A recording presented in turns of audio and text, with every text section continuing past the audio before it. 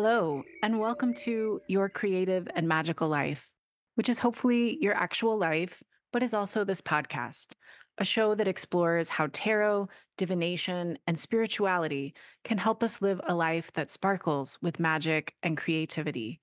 I'm your host, Cecily Saylor. Let's make some magic.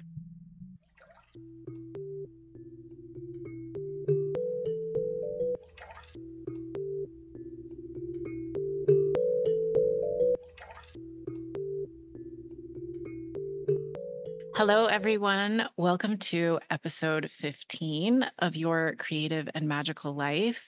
Today, we are exploring the Justice card, such an important archetype for human beings trying to live on this now very human oriented planet.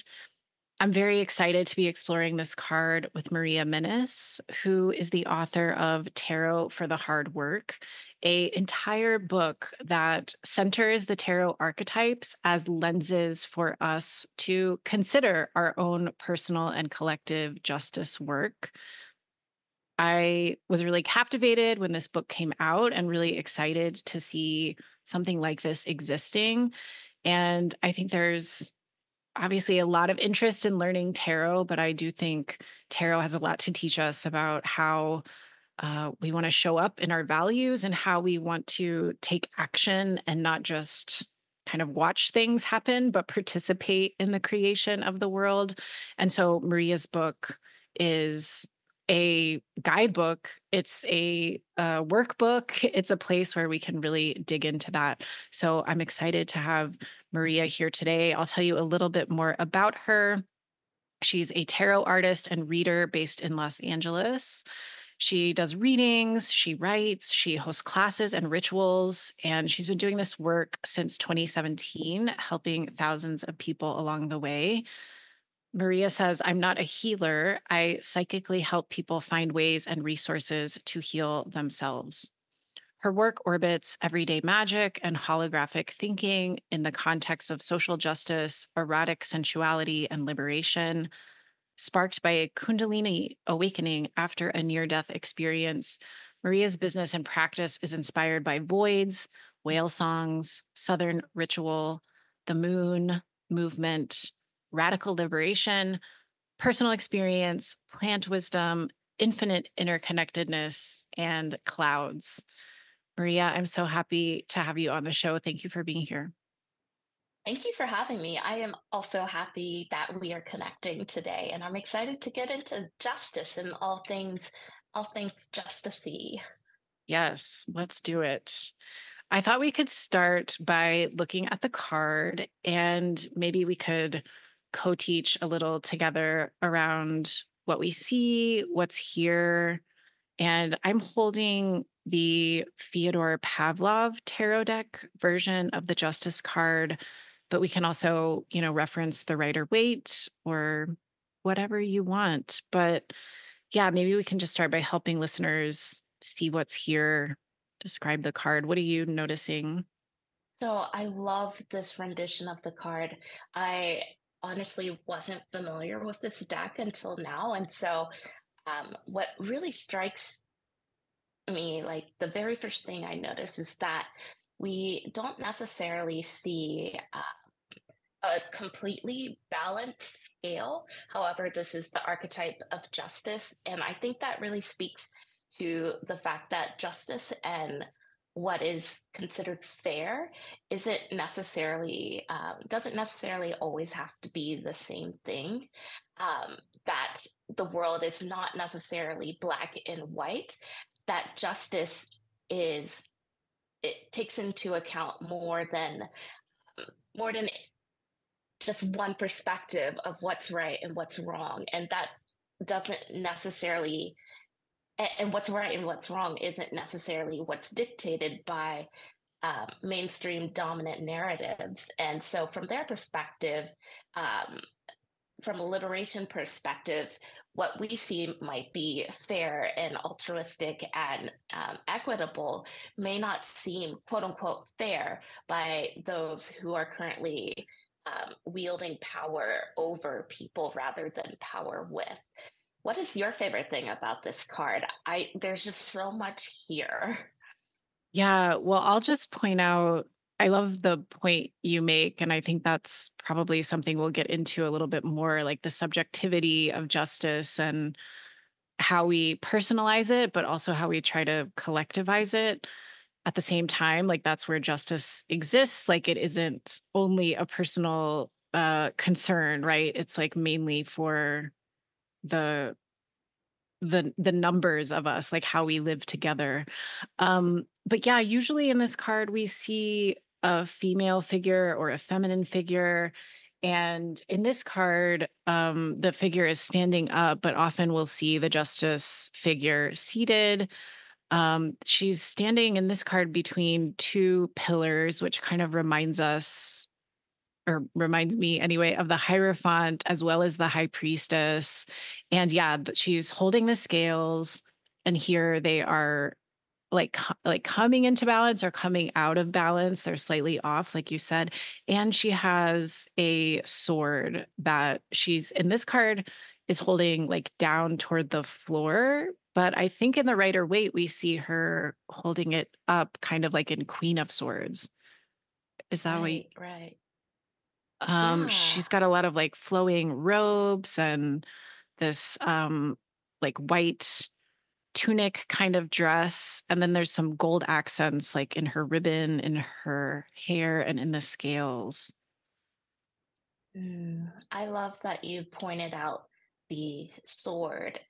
For me, when I see swords, a lot of times the first thing I think of is the practice of discernment, and that seems like such a um, basic trait of the justice card that I think we take it for granted sometimes, like the ability to discern what is and what isn't is what allows us to be able to make decisions. And um, the fact that this character is holding this sword, even though they're holding it downward, they seem like they have a firm grip on it, and their arm isn't fully straight to the ground. They look like they are ready to, wield it, lift their arm and wield it at a moment's notice.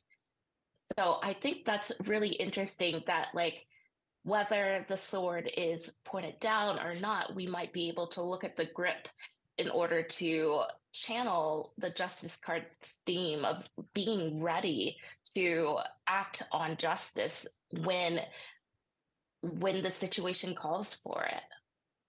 Yeah, and I also, as you're talking, and I'm thinking about it pointed toward the earth and maybe like what, the sword is connected with like air and the mind and discernment, like you said, and it's being angled toward the ground, like the body of the earth or like this kind of grounding energy.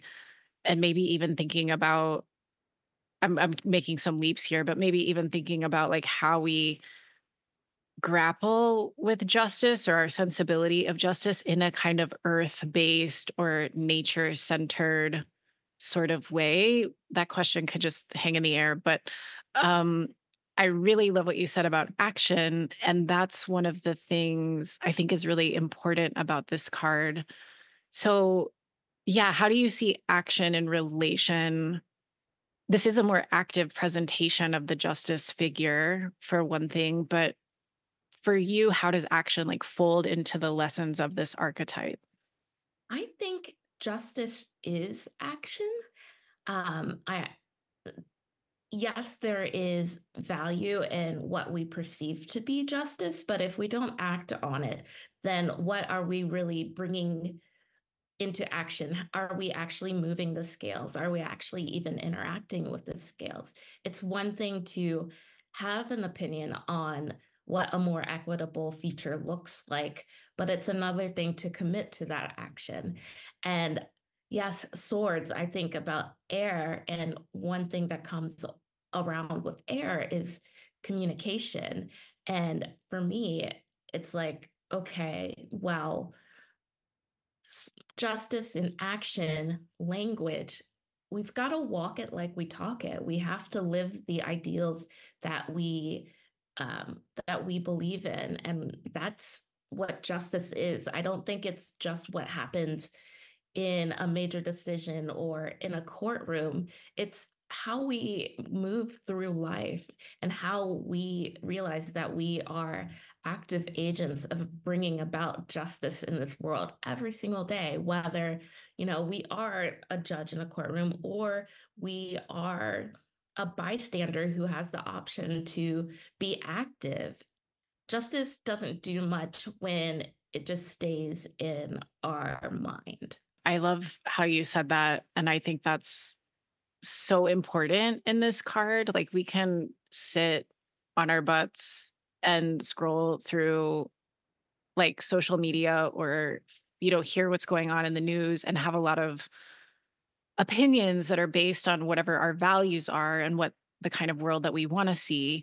But so long as we keep sitting there, those values are sort of, um, impotent. Like, they don't really mean anything unless we're going to use our agency, like you said, to do something about it, to say something, to, communicate or spread a point of view, or, offer an alternative perspective, or be intervening, or be in activism. And of course, I think that's the work and the struggle of the Justice card, is to figure out how we're going to use that agency and how to overcome some of the fears that we're taught to have around taking action. And maybe that's a great moment to dive into your book a little bit more, which is so full of options and suggestions and opportunities and ways to take action around all kinds of different um, realities that are not furthering justice, like that are not furthering equity or inclusion.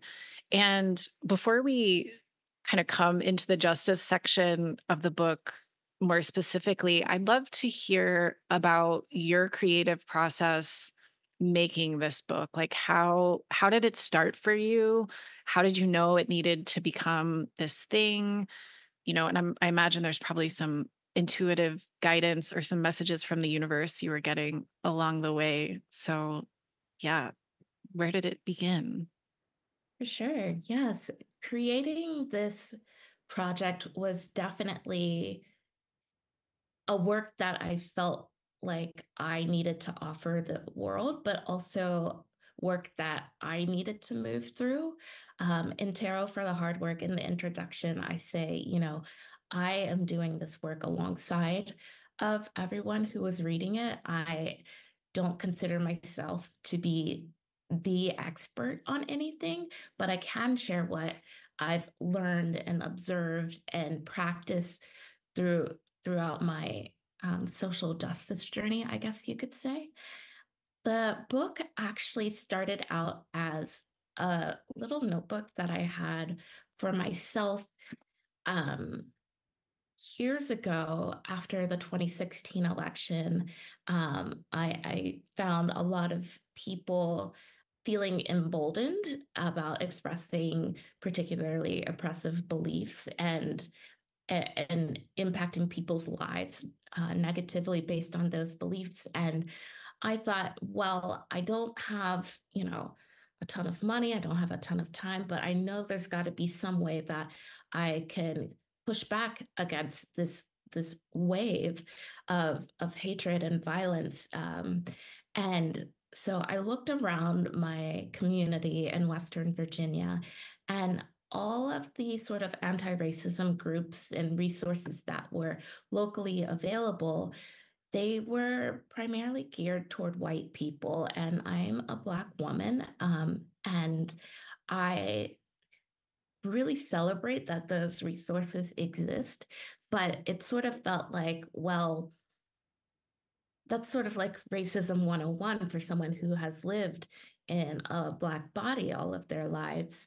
I do know that there's still a way that I can contribute. I may not have financial privilege, but I have education privilege, I have social privilege, etc. And so I thought, okay, well, I might not have a lot of time, but how can I figure out ways to do anti-racism work in the time structure that I already have, in the places where I already go, in the relationships that I already have? And I am a very structured person. And I was like, okay, well, I'm going to set out, listing out actions I can do, little actions I can do throughout my everyday life. And because I like structure so much, I thought, well, I might not be able to picture myself as quote unquote activist, but I can see what it's like to sort of put on the activist outfit and see how that feels in showing up in the world, in embodying different archetypes. And so archetypes, I immediately, I've been reading tarot for 20 years. So when I hear archetype, I think, tarot. And so I wrote down actions that I could take if I were the fool doing anti-racism work or the justice card doing anti-racism work. And eventually that became a blog, and which really picked up steam unexpectedly. And eventually it turned into this book, this workbook. And I think I wrote it. I think when people hear anti-racism, they think it's particularly and specifically a resource just for white people. But I know that in writing this book, I've come up against internalized racism on my own part from spending my entire life in a structurally racist society. This book is for people who want to learn more about tarot. This book is for tarot experts. It's for people who don't care about tarot but would like a structured way to answer the question, how do I get started doing anti-racism work? And so I really wrote the book in a way that I think is indicative of my aim to be as inclusive as possible for people who just want an answer to what do I do? And so that's where the book is. And it's been really great seeing so many people doing the work and learning and talking about it. And it really does feel like my biggest spell for the world. Oh, I love that.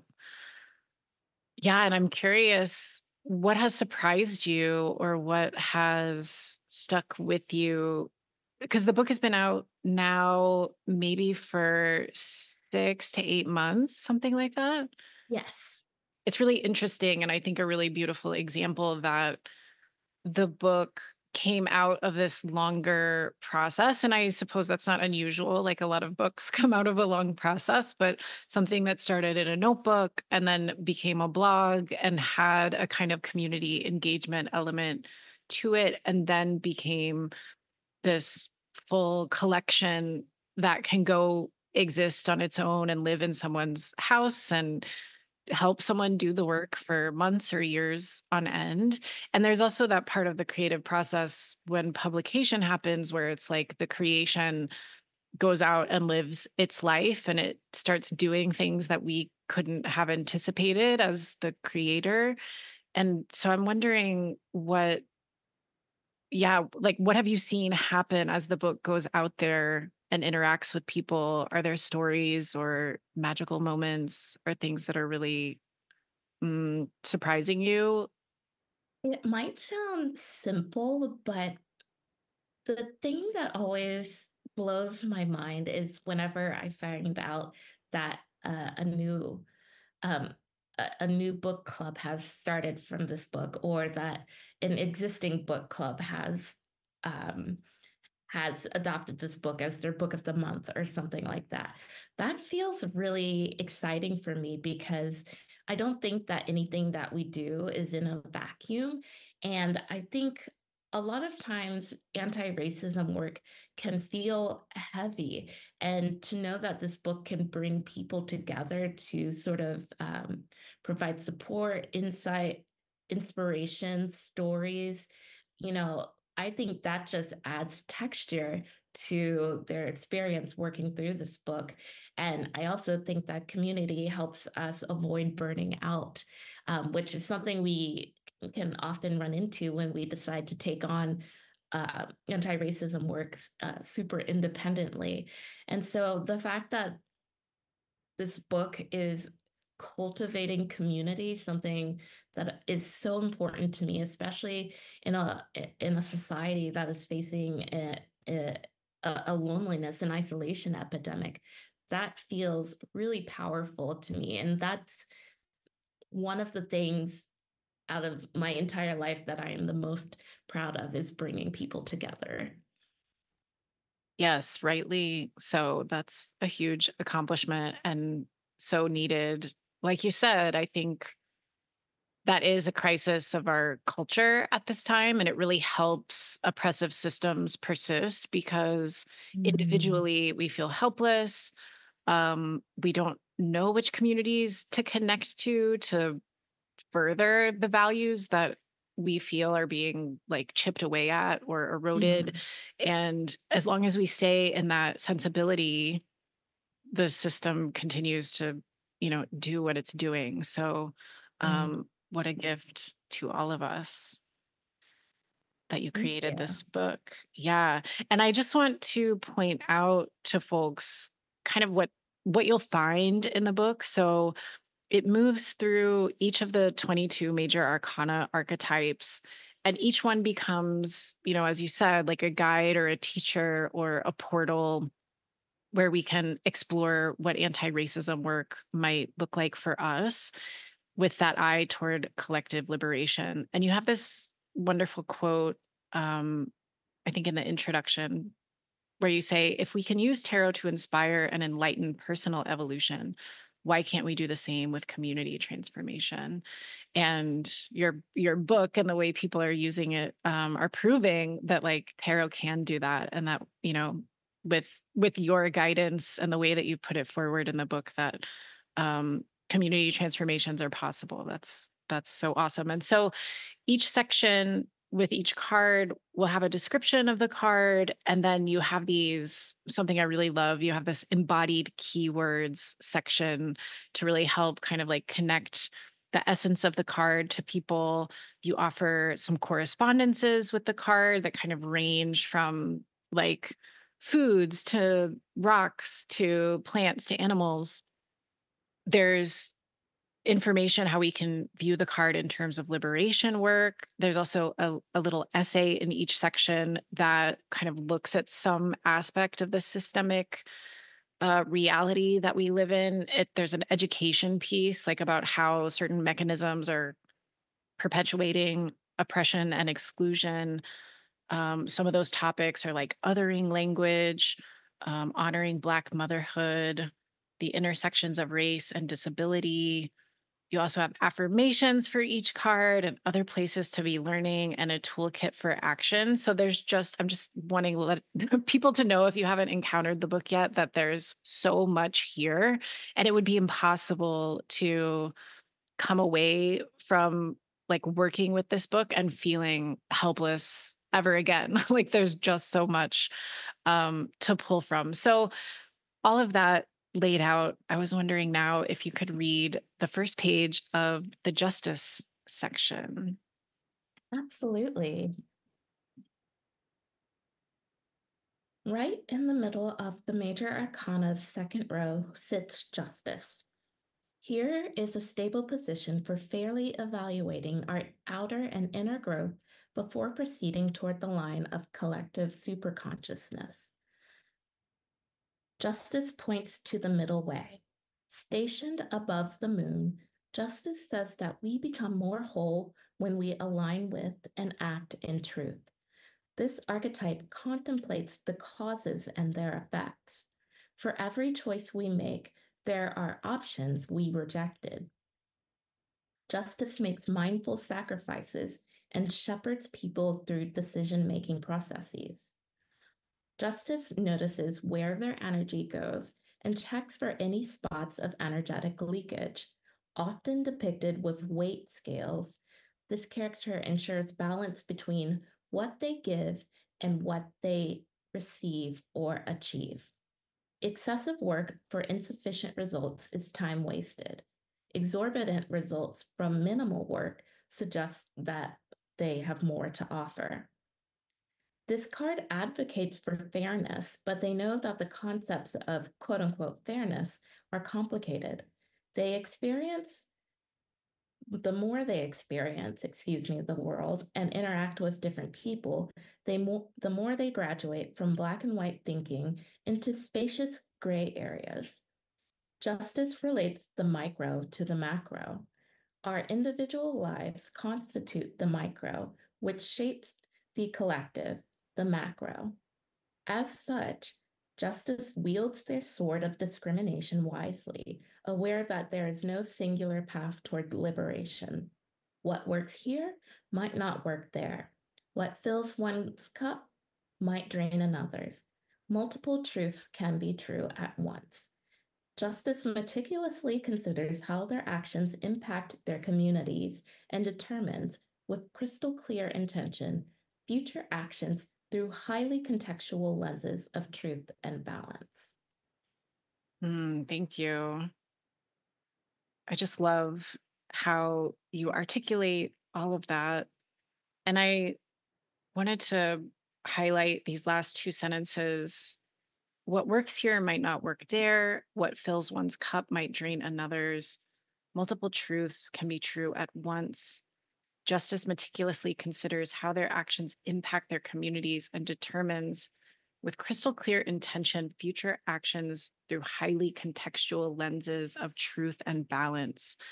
And I wonder, it just brings, it's a reminder, I think, of how complex this work can be or how it can feel that way sometimes. I think at other times, certain things feel very simple. And especially the more you practice your own movement in justice and liberation, I think the simplification becomes maybe more possible. But could you say a little bit more about this part, determining future actions through highly contextual lenses of truth and balance? Yes, yes. I don't, you know, we are a planet of billions of people, and to assert that one thing um, can work for every single person, well, that's a big statement to make. And it's irresponsible to make decisions that impact people's lives without considering the bigger picture. When we are myopic in our sense of morality and how we want society to be, we make way for uh, social justice work that still excludes people. And I think one way that we can perceive this sort of issue is um, social justice work that um, that is done without having the input or guidance of the people who are affected by this thing that they're trying to fix. It's like, you know, creating I don't know, if you're an educator, you might want to integrate some sort of Black history curricula, sprinkle it throughout your syllabus. But if you are simply learning from other white people who have done the work, um, that that the more distance there is from the people who you are trying to help, the less um, the less informed you become, the less authentic the content becomes, and the more so you risk taking the stage, taking the mic from people whose voices have been historically silenced. And so when we think about context, we have to think about not just my context, like what is my relationship to my community? We have to think about other people's context and how these Venn diagrams sort of blend together to create the holistic picture of what's going on in this community and what can we do about it. And so when we think about truth, that there are very few things that I think we could all agree on are universally true. And that just speaks to the need for community and discussion and reaching out beyond ourselves, not just doing the work by reading things by, people of color, but actually going out in the world and interacting with people of color, involving them, letting them lead the way. Because your truth might not necessarily be the truth that is going to exalt any group of people. Yeah, and I think that's bringing up for me, or it sounds like there's mm, in your example anyway, this thing that definitely happens, like white saviorism, where it's like, I want to be justice oriented and I want to be on the side of liberation, but there may not have been, like, without the contextual work of really looking at your own white subjectivity, there can be this reach for like, let me pick up the sword and like take some action without really taking time to absorb the context or explore the context or become curious about the context, and particularly the context for people who do not have your same experience. And so um yeah, the nuance, and it's making me think of the justice card in the one we've been looking at. She's bringing a foot forward and that sword is pointed toward the ground. And maybe that's suggesting like some slowness, consideration, the discernment that you were talking about. And I really think your book does a wonderful job of, because you're right. I think there is so much anti-racism education oriented toward white people who I think do bear the burden of, or not the burden, but the responsibility of doing that work and taking it upon themselves. But you offer in the book questions for consideration that can really help people understand their subjectivity and kind of how they've maybe developed their own limitations through our proximity our entire lives to white supremacy. And so um yeah, I love how you offer that, and how much there is in this book to really, again, I'm repeating myself, but how much there is to draw upon. Right. Thank you so much. I really appreciate that. And I say this not to be intimidating, but to be encouraging. I think every single person who picks up this book has something to do, something they can do. And I really hope that this book can encourage every single one of those people to at least do one thing to, you know, even if your first step into this work is just noticing, think about how many things that we don't notice, that people ignore deliberately or unintentionally. Like noticing is the work too. And so in this book, I bring up a lot of things that one might, tune their ears to, turn their eyes to, in order to become more aware of where they can take action or where they need to step back and let somebody else take the mic, where they need to redistribute privilege. Um, a lot of this work relies on our ability to be mindful and to be informed. And so what that's why this book recommends so many resources, not just saying like, this is the canon of books and articles and videos you need to check out, but like I hope that those resources lead people to other resources, and the ripple effect just goes on and on. And so I think of my book as a companion and a launch pad at the same time.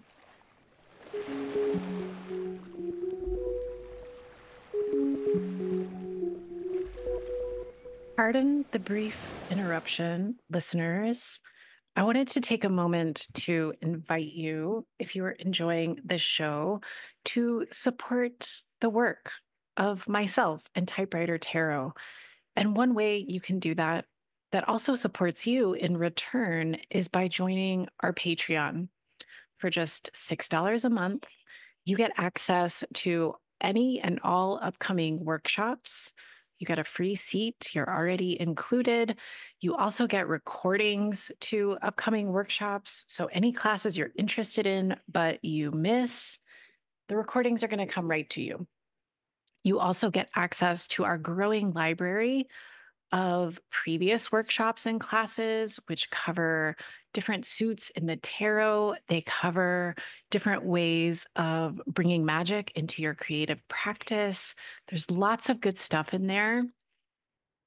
You also get 1 year's paid subscription to my Substack, which means you get every post that I share there. That includes our tarot scopes that come out monthly, where we pull a card for every sign in the zodiac, and you get a little message in addition to a creative prompt that you can try, plus a tarot spread for the month and a ritual you can work on your own. There's lots of other benefits if you want to pay a little more than $6, but for just the price of a single latte at your local coffee shop, you can have all of this coming to you monthly, infusing your life with more magic, more creativity. So give it a consider, think it over. I'd love to have you step a little closer and get to know me, get to know some of the other wonderful folks who are part of the Patreon community. There's a link in the show notes, of course. Thank you for listening, always. Now back to the show.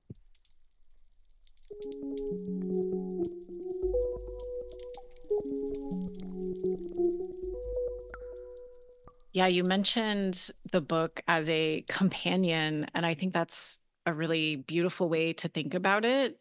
And I think that's, I guess I just want to emphasize the the long, what Martin Luther King Jr. said, like that justice has a long arc, and I think we can participate in that as well. Like it can be and should be a lifetime commitment, not something we like fix up in ourselves and suddenly like it's all ready to go or we're on the right side of something, but an ongoing process of questioning oneself and attuning to the world and building relationships across communities and learning what people are needing and looking for and where your privilege fits in and where you can speak up and leverage that.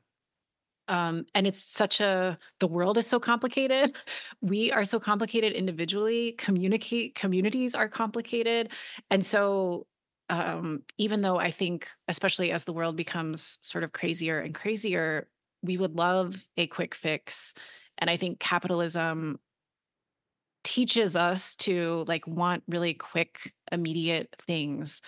But the amount of what you offer in the book, I think is sort of calming. It's like I can continue to find something new for my own growth, and there's always another idea in here, or it's gonna take me somewhere else where more ideas are available, and so it becomes just a way of, like, moving, which is something I think you said rather than, like, mm, some sort of, like, corrective apparatus that we, like, get through, and then we're like, I'm great," you know? Yeah, exactly. Like if you get to the point where you're feeling like, I'm doing the work, I've reached this sort of social justice, personal development finish line. That's if you feel that way, then that's a sign that there's more to do. And that's not to discount the work you've done or how or your permission to feel like a good person. But this world is always changing, and our contexts are always changing. And thus, our work must always be evolving alongside that. We can't just fight for the world that existed when we started our anti-racism work. We have to continue to work for the world that we are currently living in and the one that we are continually building. Yeah, beautifully said. And that takes me to the epigraph. You have a quote at the top of every section with every card. And the one you included for justice is from Pearl Bailey, who is a very creative person. And the quote says, "A crown, if it hurts us, is not worth wearing." And I wonder if you could say a little bit more about your choice of that quote or what it means for you. Yes, when I think of crowns, and I don't think I'm alone in this, is one word that comes up to me is authority. Um, and authority oftentimes is associated with examples of rigidity and top down power over rather than power with. And if that is your definition, if that's what holding a, wearing a crown is to you, then then it might feel comfortable on your head, but you are this leader, and thus this crown doesn't just represent you. This crown represents you and your relation to your community. And so if you're wearing the crown and it feels great, but it's ultimately hurting the people you're serving, the people who are either giving you that power or people from whom you're extracting that power, then it's not worth wearing. Because if you are to be this arbiter of truth and decisions of direction, you are a servant to the people who offer you that crown. And if that crown hurts the people who are putting it on your head, then what does that have to say about your definition of what is truly necessary for the community you're serving? Why does your truth hurt other people? Why does your ability to say what is true and what is just, what about your power, your perceived power, gives you permission to hurt other people? Is that really power? And is that a crown worth wearing? Is and Yeah, is that a crown worth wearing? I don't think so. Yeah, and I think it gives us a nice reminder around leadership and the different forms we see it take in our lives, from like bosses in the workplace to quote unquote public servants who are elected and, serve in political positions, and a way for us to critique some of that, or like continue to pay attention, but also to turn that on ourselves and to think about if these are leadership models that don't serve us or don't serve the collective that they bear responsibility for, then what does effective, justice oriented, more collectively centered leadership look like? Because we have like the models that we see that are so prominent are usually very toxic. Like the the crown is hurting, and I think we have to, through the justice card and its lessons, start to investigate like how we can model or experiment with leadership that feels very different. And that can be very subtle, and it wouldn't look like standing in a room as the person with the obvious power, or center of attention, but like leadership can be more subtle and um, take many different forms. So I really love that quote. Yeah, I that reminds me of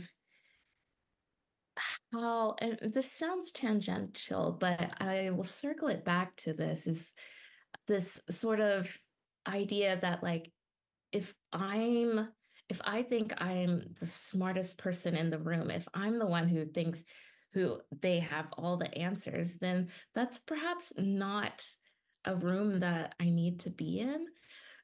Perhaps the fact that I feel this way is indicative of the reality that I have a lot to learn.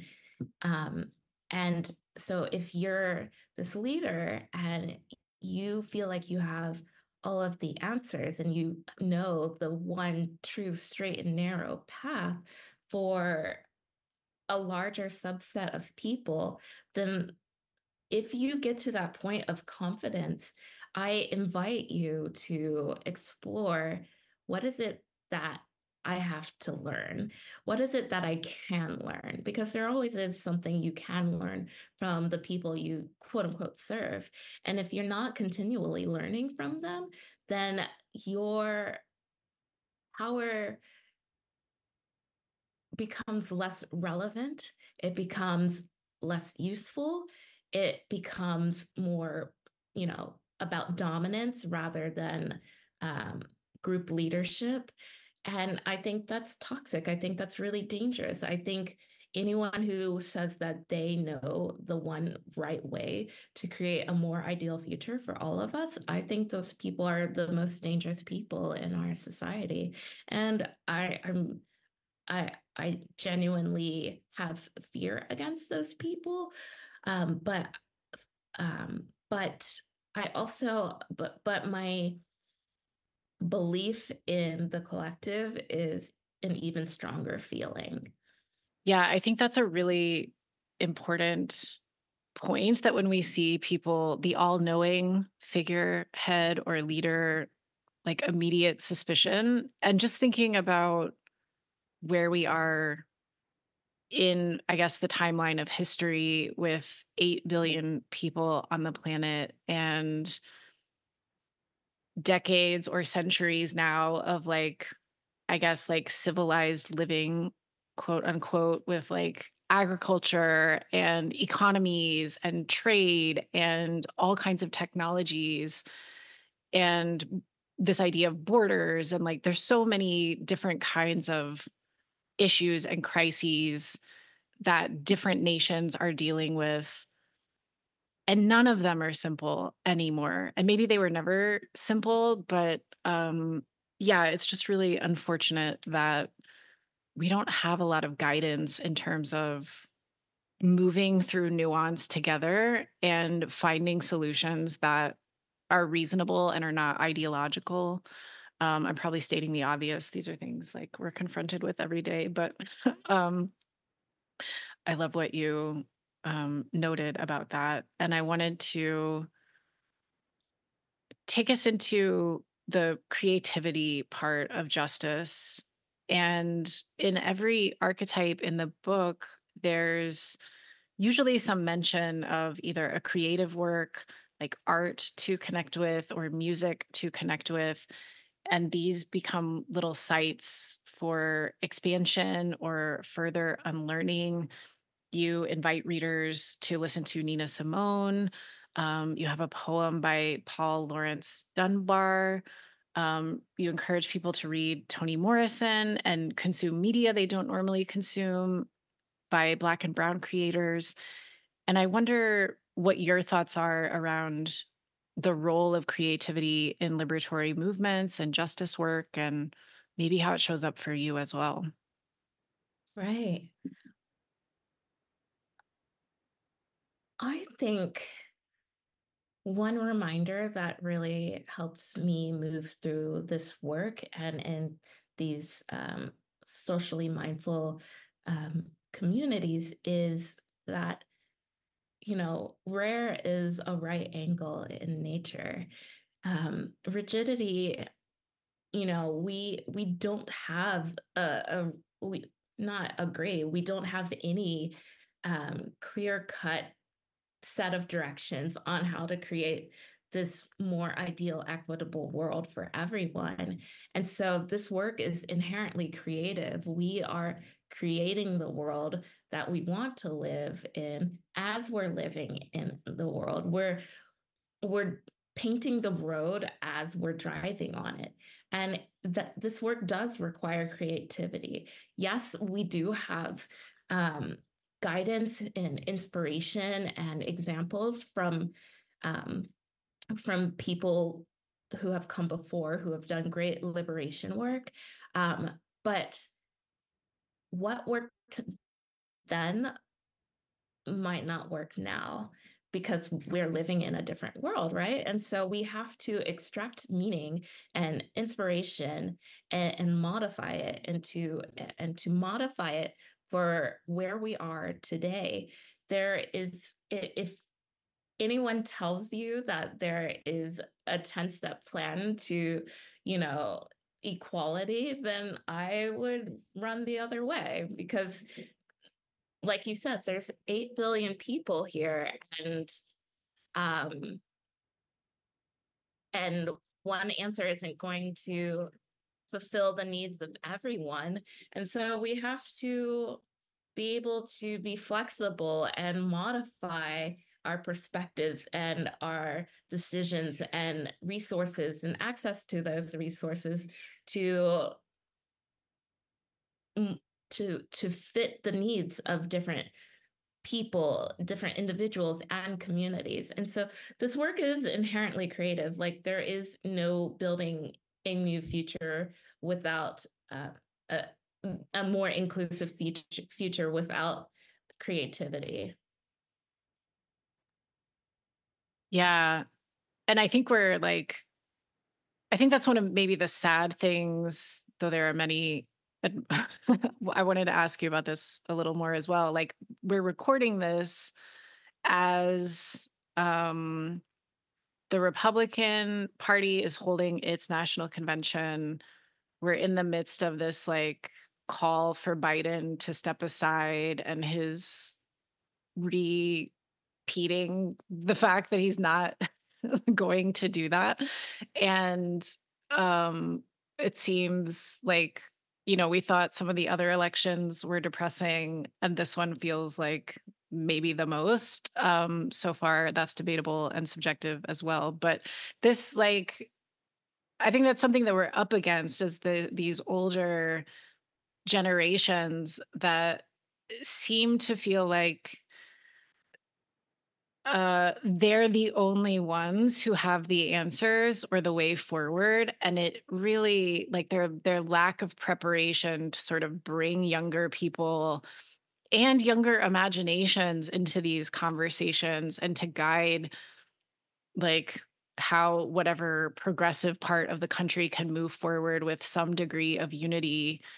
There's just this yeah, the creativity just keeps getting sort of Yeah. pushed to the side. And it's really hard, I think, for, I imagine a lot of people who care deeply about liberatory movements or liberatory visions are creative. Like, they have visions in their mind for what the world could be. And I imagine some of that is also to be woo about it, like some memory of what the world used to be like, maybe from our past lives. But Mhm. all of that's kind of getting shut out by these uh folks who really want to keep the crown, even though it doesn't seem to be feeling good anymore. That was just a rant, I guess. Oh, I think that's totally relevant. And what that made me think of is, as children, we are given more latitude to be creative, to play, to experiment, to put three things together and see what happens just for the sake of seeing what happens. And as we grow older, we are told to, deprioritize creativity for productivity, to to adopt a more linear path, to by necessity, a lot of the times, to prioritize work over creative play. And so a lot of us are on this trajectory where we, I wouldn't say forget to play or forget to be creative, because I think that's inherent to all of our beings, but we forget the value of creativity and exploration, and things become more and more, well, that's just the way it is, and this is how we do things become more rigid as many of us get older. And I think that the deprioritization of exploration, creativity, throwing things on the wall and seeing what sticks, I think that in a society where that is progressively with age told to be, that inclination is increasingly told to be sort of put aside, I think it's very interesting that we are facing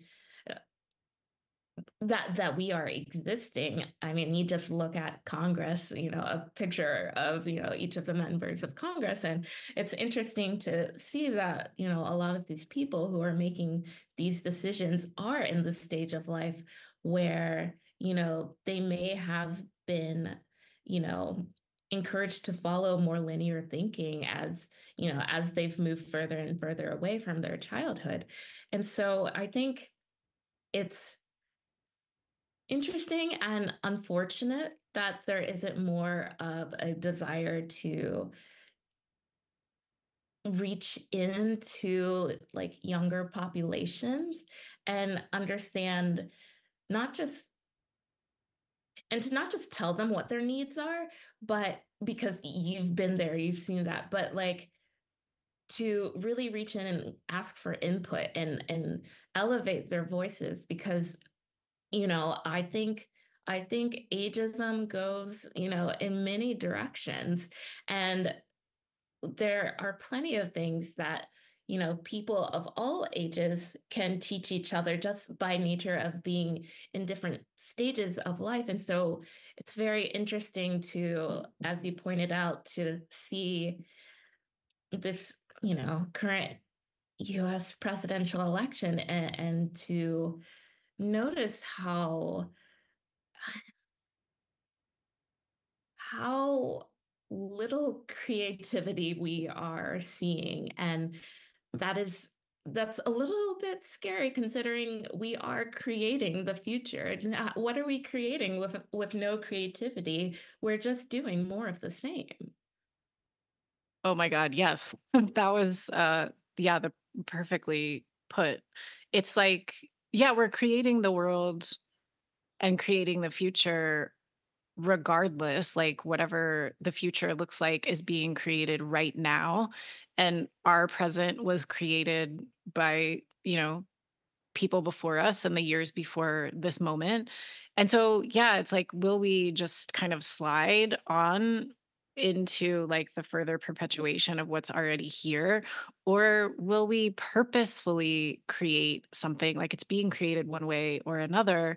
And I think the point you make about how creativity is suppressed in us as we get older, I don't know how much like could be proved around this, but it seems like important to the perpetuation of the systems that be true, that our creative impulse declines as we become more mature and we have more agency.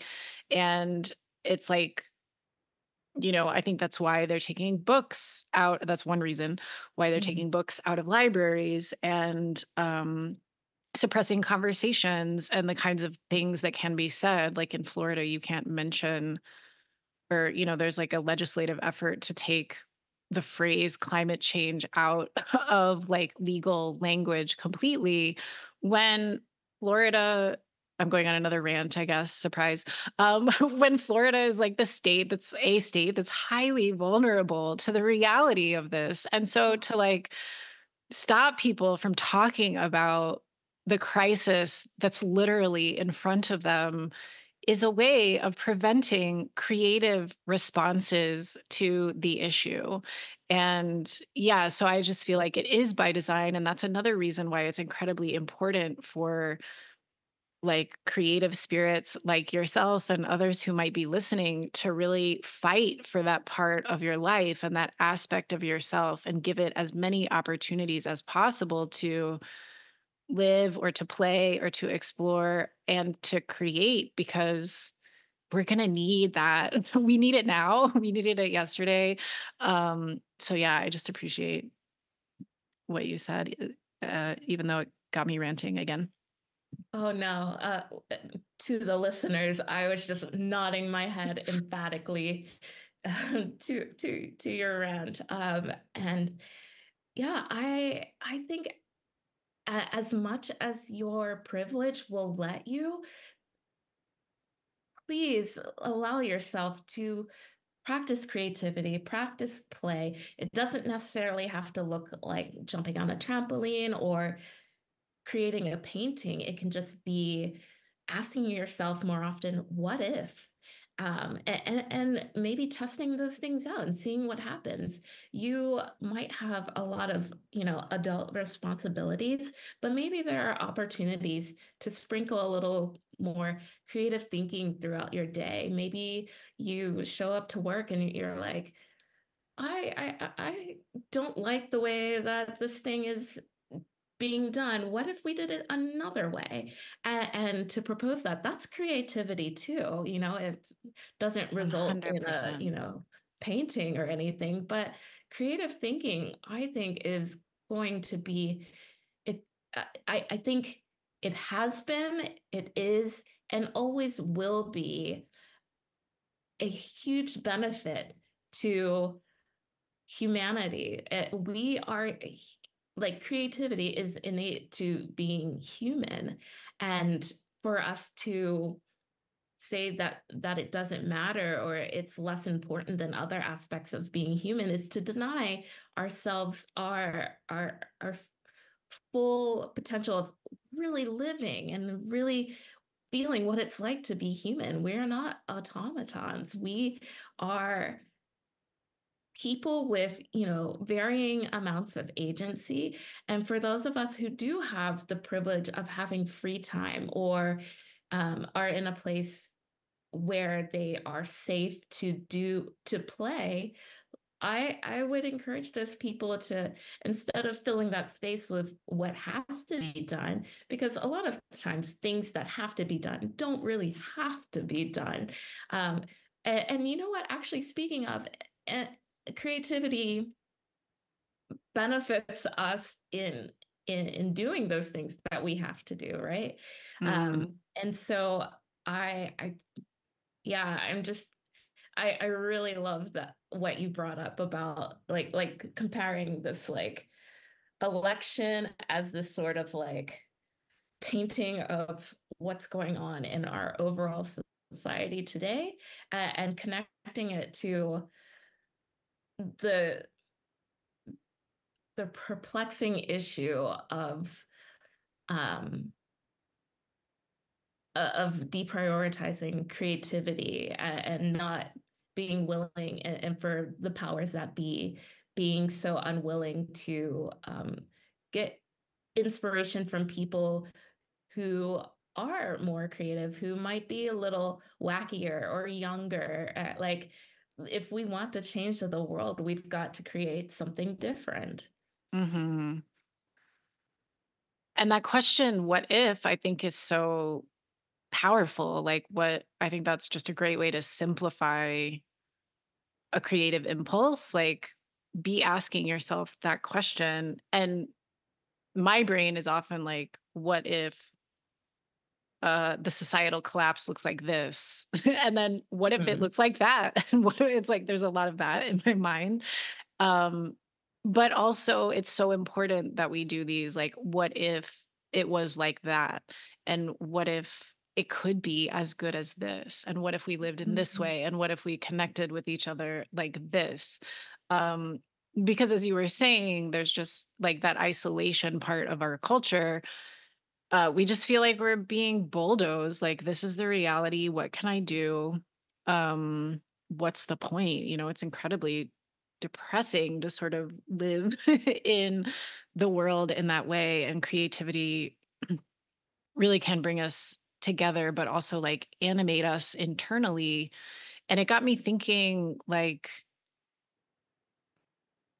to get like maybe too philosophical, it's like I think the two forces in the universe, in this whole thing that we're existing inside of, are creation and destruction. And my partner and I recently went to a star party at the McDonald Observatory in West Texas, where they'll set up like different telescopes outside and point them at different things. And you can see these star clusters where they're like, "Oh, these are baby stars. They're just like 20 million years old. They're just now," and it's like, holy shit, for one thing, the timeline, but also this like stars are being created. They are creating themselves, or the universe is like in this creative process with them. And then there's like the death of a star and this destructive thing, a black hole or whatever the star becomes. But it makes me think about the scales in justice maybe as like creation and destruction. Ooh, And it's like we're already in a giant creative soup. Like, stuff is being created by nature, by the cosmos, like by mechanisms that we're like humans are spending decades trying to like even remotely understand. And so to like deny ourselves that part of our own capacity is to just sort of like lean into destruction almost. absolutely. Wow. I love how you just described those scales. I'm gonna like be processing that for a while. I really, yeah, we are already in this big, com constantly generating and regenerating and creating soup. So what do we do now that we're here? Yeah, I only could go there through this conversation with you, so thank you. Um, I'm curious what, I imagine, since you started the process of creating the book from just the early days when you were in your notebook and then blogging, and then, that was 2 presidential election cycles ago, and a Oh, Trump presidency ago, and almost a Biden presidency ago. And I'm curious what your, like, justice work, your orientation around showing up for that or participating, like, what does that look like for you these days? Or, like, is there a new element of action or participation that feels exciting or interesting for you? yeah. I am turning my lens more toward liberation through community and play. And I think we I think that when we lose sight of the value of community, the value of play and pleasure and enjoyment, then we lose sight of what it is that we're actually fighting for.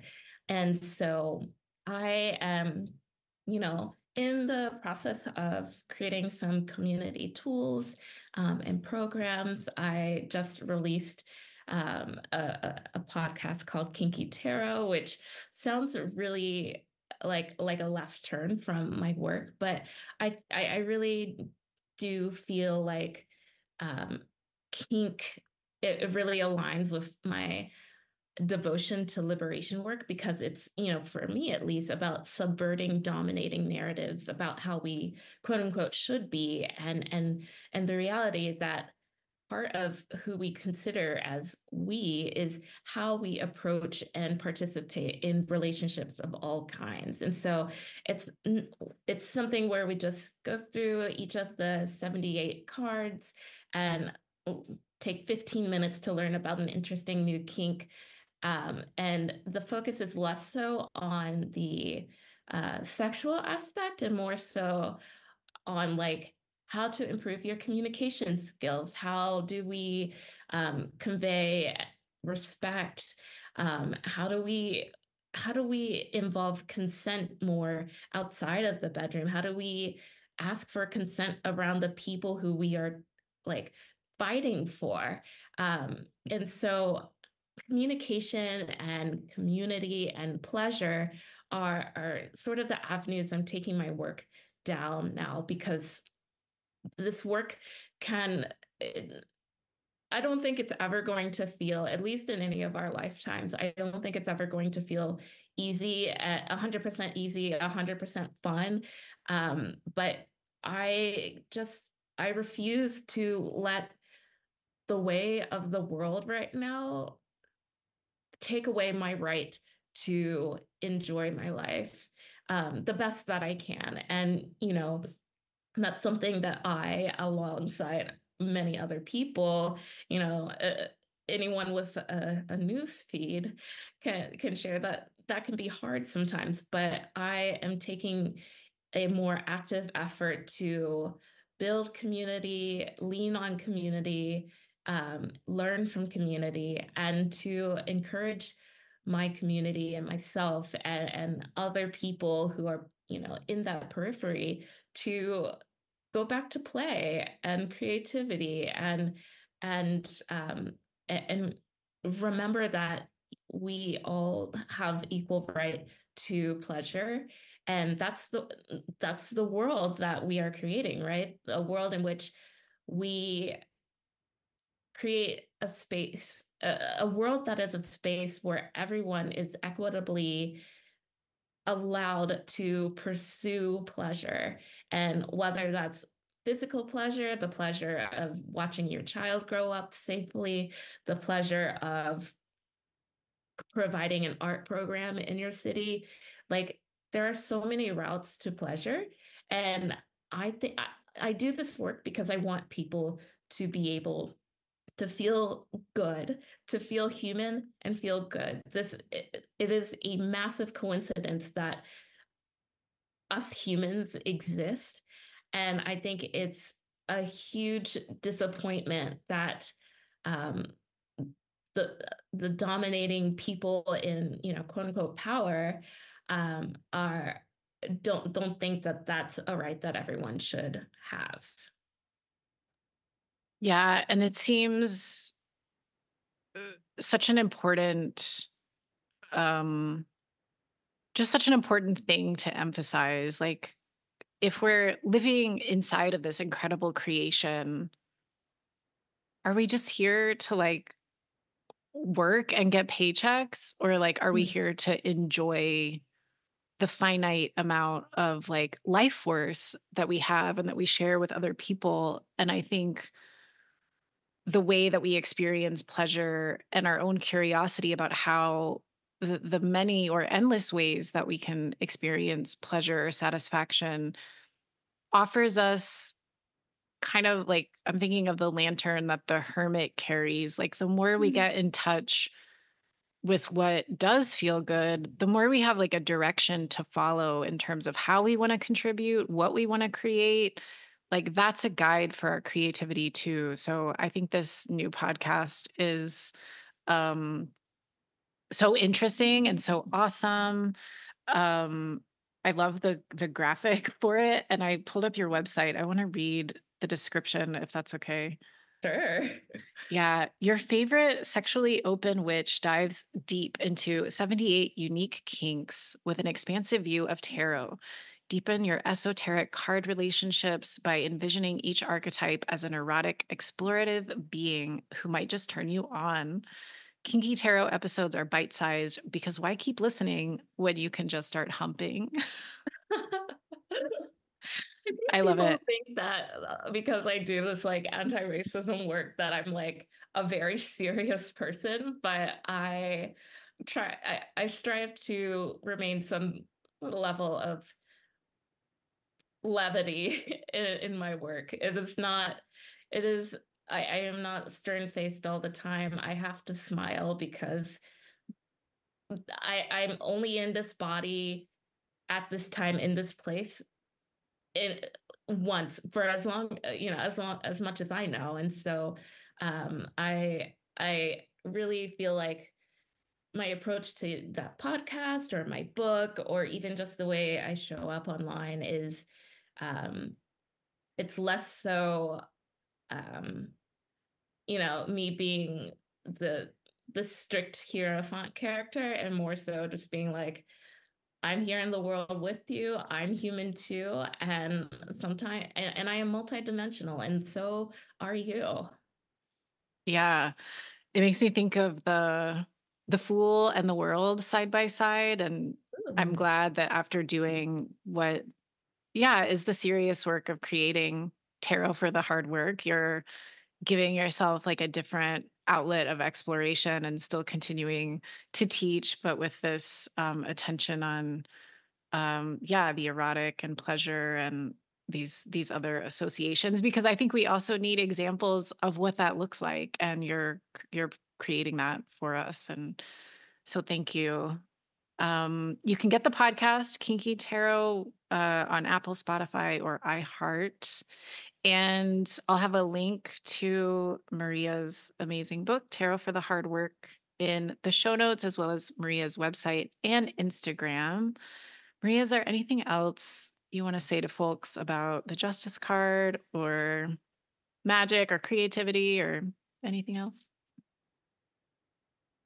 I just want to leave the listeners on this, that justice is a reminder and an invitation to practice the reality that you are magic. You are an agent of change.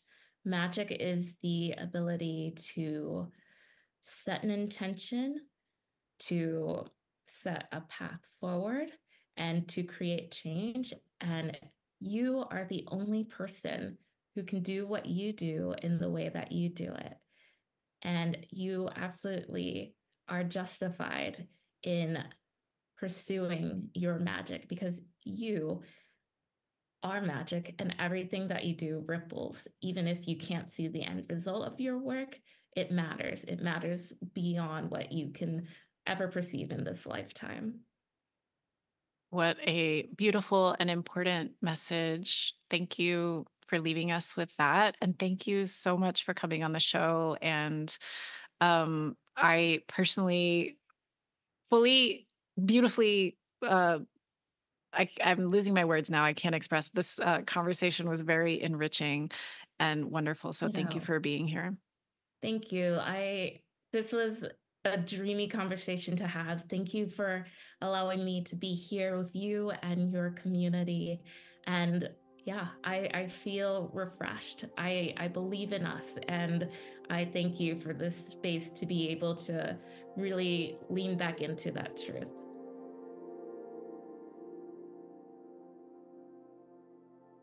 Thanks so much to Maria for coming on the show and for creating such an incredible book. That book, once again, is Tarot for the Hard Work, an archetypal journey to confront racism and inspire collective healing. You can find it on Amazon. You can find it on bookshop.org, which is my favorite place to buy books. And I'll include a link to the bookshop site where you can purchase the book. You can find Maria at mariaminnis.com. That's MINNIS.com. And Maria is also on Instagram at Feminis, FEMINNIS. All the links are in the show notes, and I hope you will continue to follow her work and learn with Maria. And I want to thank you all for listening to the show today and being part of this conversation. I hope that it gives you something to contemplate, something to chew on as you think about your own relationship to justice and your values and the changes that you want to see in the world. And before I go, I'll just once again invite you to stay connected with me and my work. One thing you could do is sign up for my newsletter. When you go to typewritertarot.com, you can sign up that way, and you'll just get updates and information about other things going on in the Typewriter Tarot ecosystem, classes coming up, things like that. You can support the show and this work by subscribing to our Patreon, which gives you free seats in all of our classes, plus all of the recordings. That includes our Creative Coven gatherings, which are 8 times a year related to seasonal moments where we work with tarot to nourish our creativity. You get lots of other benefits, including 1 year's paid subscription to our Typewriter Tarot Substack, where I share longer pieces and writing prompts. So I'd love to get to know you a little better. I'd love to see you in some of the other work that we're doing. So if it interests you, come connect. Let me hear from you. Thank you once again for checking out the podcast and coming on this journey. I hope you have a beautiful rest of your day, and I'll talk to you soon. Enjoy your creative and magical life.